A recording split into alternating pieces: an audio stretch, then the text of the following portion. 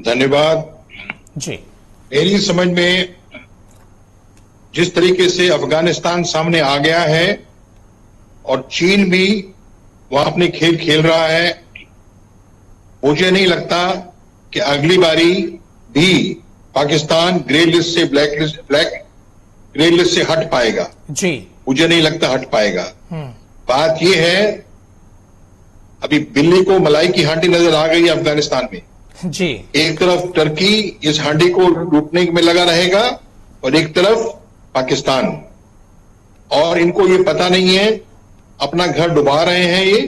Turkey में क्योंकि उसकी डिक्टेटोरियल पॉलिसी है एर्डोगान की, उसने जैसे हमारी रिजर्व बैंक ऑफ इंडिया होता है, उनका जो रेगुलेटर है उनको हर कई महीने चंद महीनों में उसने एर्डोगान ने बदल दिया है। क्यों? वो उसकी बात नहीं मानते हैं।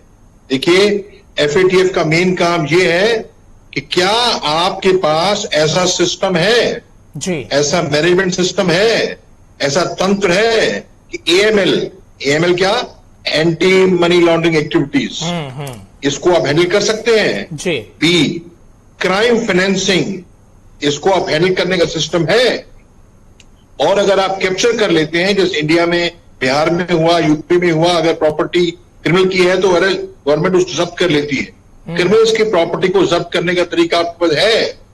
टेररिज्म की फंडिंग है, उसको बंद करने का तरीका, सिस्टम जी। एक होता है सिस्टम, एक एक्चुअल अचीवमेंट। अगर ये सिस्टम आपके पास नहीं है, दूरगामी सिस्टम नहीं है, तो आप प्रूव नहीं कर सकते कि आप खतरे से खाली हैं। और देखिए, दो ही कंट्री हैं, ईरान और कोरिया, ब्लैक लिस्ट में आज की डेट में, 23 कंट्री यहां पे इसमें है। तो ये मेरी समझ में इन ब्लैक लिस्ट से क्या हो रहा है, ग्रे लिस्ट से क्या हो रहा है, इनकी जो फॉरेन फंडिंग कम होगी। पिछले 20% जो है टर्की का लीरा डॉलर के मुकाबले गिर गया है जी। फूड इन्फ्लेशन लगभग 30% हो गई है पिछले 6 महीने में टर्की में। आम सिटीजन की लाइफ बहुत दुखी हो रही है।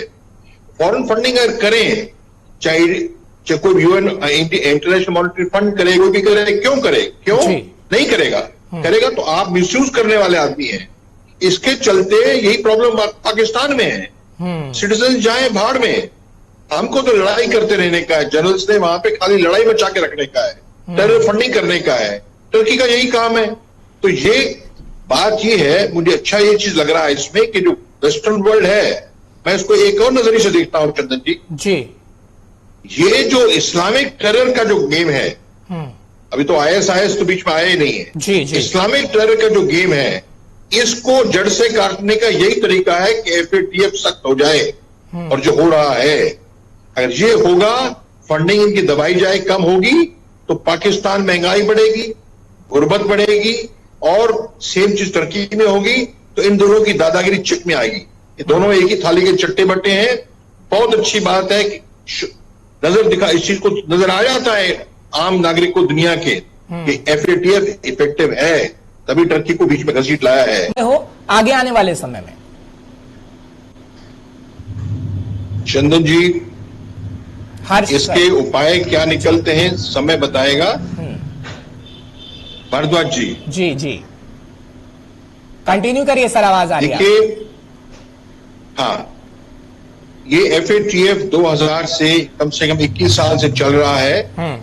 मैं एक और पहलू रखना चाह रहा हूं आपकी अनुमति से जी। जो एक कंसेप्ट होता है नॉन कोऑपरेटिव कंट्रीज और टेरिटरीज, एनसीसीटी, ये टर्म जो है एफएटीएफ के अंदर आता है। तो मेरे को ये जरूरी है समझना, हमको इस जानना जरूरी है कि आने वाले दिनों में आईएसआईएस या Islamic State Khorasan province, ISKP, ये जैसे पाकिस्तान भी कहता है ना नॉन स्टेट एक्टर्स, बिल्कुल, तो ये आईएसकेपी, आईएसआईएस, ये नॉन स्टेट एक्टर्स हैं। इनको भी एफएटीएफ के अंदर लाया जा सकता है, बंदिश लगाई जा सकती है।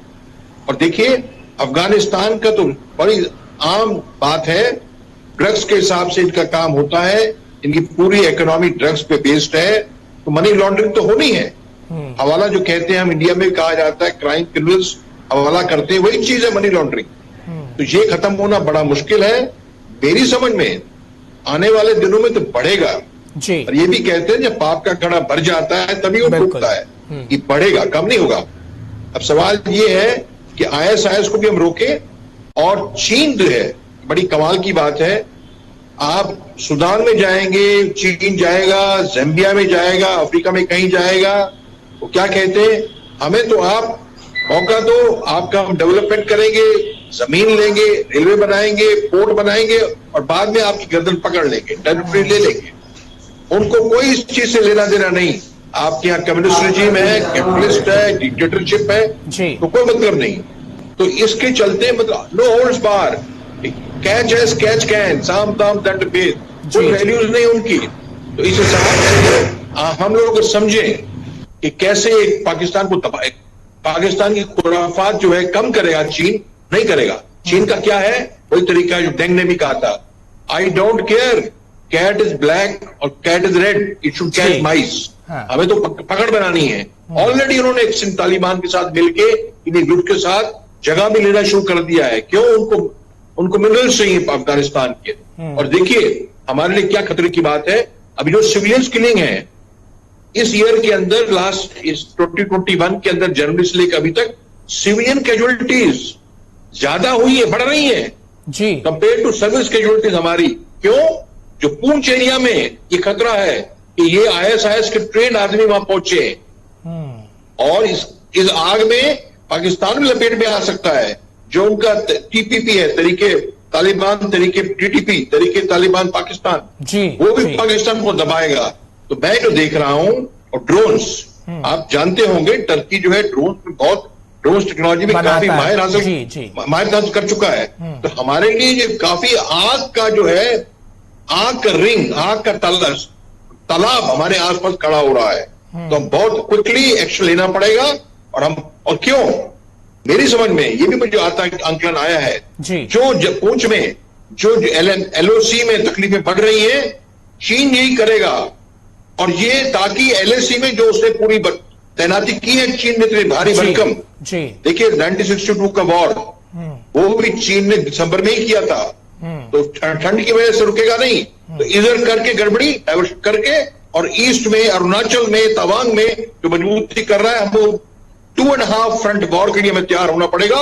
और इस टाइम मैरीटाइम इंडियन नेवी बहुत सामने काम में आ सकती है, तो वो जो है इलाका, वो जो डोमेन है, वो जो डायमेंशन है वाटर का, उसमें हम लोग उनको आगे कुछ कर सकते हैं। और एक चीज और छोटी सी, जो भी ईस्ट एशिया क्वाड बना है, जो बन रहा है, वही क्या क्वाड, इजराइल, इंडिया, UAE और ये चौथी कंट्री इसमें, तो ये 4 कंट्रीज क्वाड जो है, भूषण दीवान साहब, आपसे मैं ये समझना चाहूंगा क्योंकि 62 का भूषण दीवान साहब, इसके अंदर कुछ हो सकता है कि प्रेशर लाया जाए। और जो वेस्ट एशिया बॉइलिंग पॉट है, और बॉइलिंग पॉट बना है, क्यों? अफगानिस्तान से अमेरिका विड्रॉ हो गया है, तो आग भड़केगी। और अफगानिस्तान से विड्रॉ होकर ताइवान की तरफ देखना चाहता है अमेरिका। तो ये क्वाड की तरफ से इंडिया का टाइम है, time for India has come, ये रोल लेके वेस्ट एशिया को संभाल के आगे लीडरशिप लेके चल पड़े। धन्यवाद। ठीक है भूषण दीवान।